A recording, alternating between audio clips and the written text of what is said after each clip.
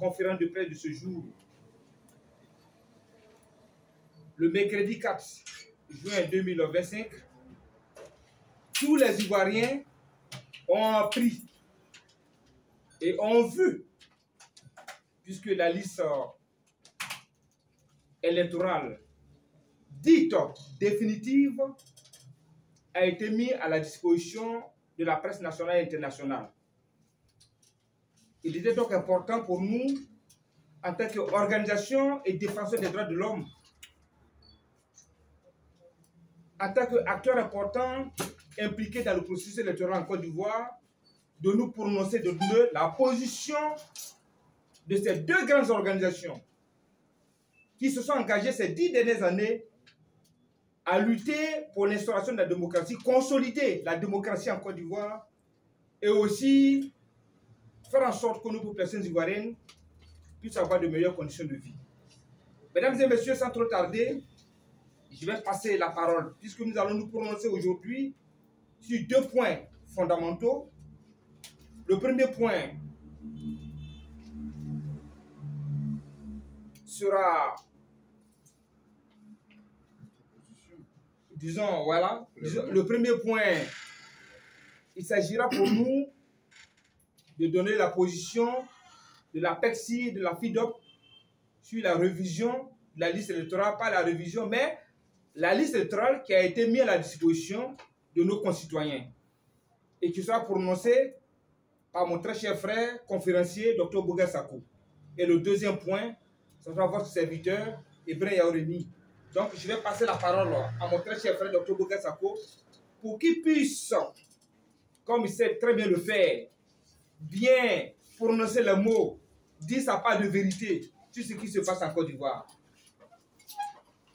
Merci. Merci, Monsieur le Président de la plateforme de l'engagement citoyen, la PECSI, avec qui la FIDOP, ainsi que Grad Afrique d'ailleurs, a plaisir à travailler pour la Côte d'Ivoire, pour les Ivoiriens. Je vais, ainsi qu'il a indiqué, vous présenter notre position claire sur la liste électorale dite définitive. Et par après, le président Ibrahim aura à intervenir sur le fait que le gouvernement de Côte d'Ivoire se dit toujours, en tout cas, que la Côte d'Ivoire est toujours souveraine.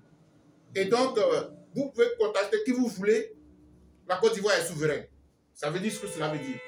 Voici les deux points que nous allons développer. Mais avant, j'ai un préalable. Le préalable, c'est que, en tant que qui, Dr Boga prend-il la parole aujourd'hui? J'interviens là-dessus parce que vous êtes au courant, en tant que journaliste, de cette polémique qu'il y a eu concernant la FIDOP, du fait que mon secrétaire général a été très souvent contacté par une chaîne consoeur à vous, qui l'invitait sur ses plateaux de télé, et nous avons sorti une déclaration pour dire que nous interdisons, nous rompons nos participations au plateau de la chaîne de télé NCI. À l'issue de cela, tous les membres de la FIDOP, d'ici et d'ailleurs, de l'Europe, des États-Unis, du Canada, toutes les bases, les 12 pays réunis avec la FIDOP de Côte d'Ivoire ont produit une motion me demandant de revenir pour terminer mon mandat qui courait jusqu'au 2 février 2026. Aujourd'hui, je vous fais l'honneur de vous, et la primeur, de vous lire ma réponse qui clarifie ma position en tant que laquelle je prends la parole aujourd'hui. À tous les membres de la FIDOP, aux membres du bureau exécutif central, aux membres fondateurs de la FIDOP, au professeur Dadier Dia Célestin, président intérimaire de la FIDOP, chers amis et compagnons de lutte, répondant à l'appel que vous m'avez toutes et tous lancé à travers la motion qu'il vous a plu d'adopter le jeudi 5 juin 2025, me demandant de revenir à la tête de la FIDOP pour achever mon mandat qui court jusqu'au 2 février 2026, conformément au statut et règlement intérieur nouveau de la FIDOP, au regard du contexte sociopolitique extrêmement préoccupant qui prévaut présentement en Côte d'Ivoire, où se vit déjà une crise préélectorale en prélude à l'élection présidentielle prévue constitutionnellement le 25 octobre 2025, devant les attentes légitimes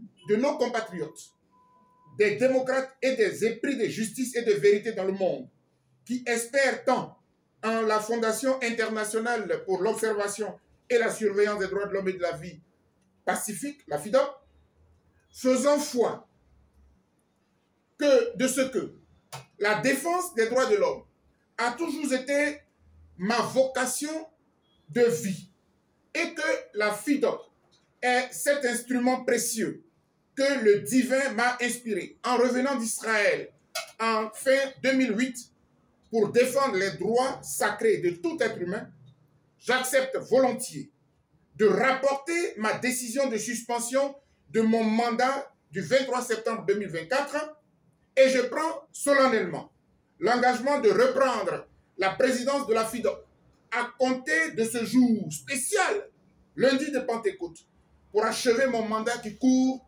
jusqu'au 2 février 2026. Je vous prie, chers amis et compagnons de lutte, et particulièrement mon cher professeur Dadier, d'agréer ma reconnaissance infinie pour l'honneur que vous me faites de me renouveler votre confiance. Je sais pouvoir compter sur chacune et chacun de vous tous pour m'accompagner à redoubler d'ardeur pour l'accomplissement de cette mission sacerdotale. Et je dis, chers amis journalistes, c'est rendu public, mais c'était pour vous dire que désormais, Dr Boga travaillera toujours avec la PECSI en tant que président de la FIDOP jusqu'au 2 février 2026 pour l'instant. En attendant, d'ici là, les choses peuvent évoluer. Et je dis,